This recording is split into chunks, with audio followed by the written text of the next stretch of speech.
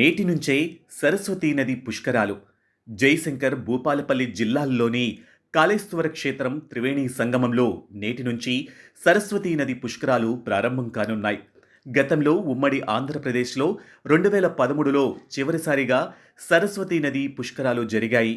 తెలంగాణ ఏర్పాటు తర్వాత మొదటిసారి ఈ పుష్కరాలు జరుగుతున్నాయి. గోదావరి, ప్రాణాహిత నదులతో పాటు సరస్వతీ నది కూడా అంతర్వాహినిగా కలిసే ఈ పవిత్ర స్థలంలో ఈ నెల 26 వరకు ఈ మహాక్రతువు కొనసాగుతుంది. 12 రోజుల పాటు ఈ ఉత్సవాలు జరగనున్నాయి. బృహస్పతి మిథున రాశిలోకి ప్రవేశించడంతో సరస్వతీ నదికి పుష్కరాలు వచ్చాయి. గురువారం వేకువజామున 5:44 శ్రీ గురు మదానానంద సరస్వతి పీఠాధిపతి మాధవానంద సరస్వతి సరస్వతి ఘాట్ వద్ద ప్రత్యేక పూజలు నిర్వహించి పుష్కరాలను లాంఛనంగా ప్రారంభించారు.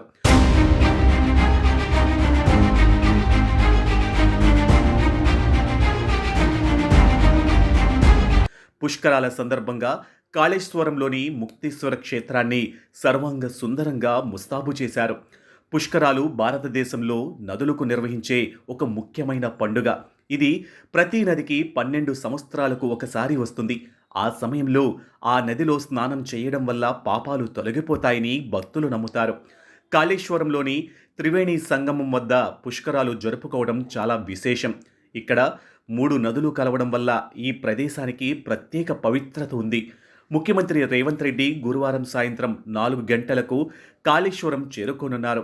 ఆయన తన సతీమణితో కలిసి పుష్కర స్నానం ఆచరించి శ్రీ కాళేశ్వర ముక్తీశ్వర స్వామివార్లను దర్శించుకోనున్నారు. అనంతరం సరస్వతీ నదికి ఇచ్చే ప్రత్యేక హారతిలో పాల్గొంటారు.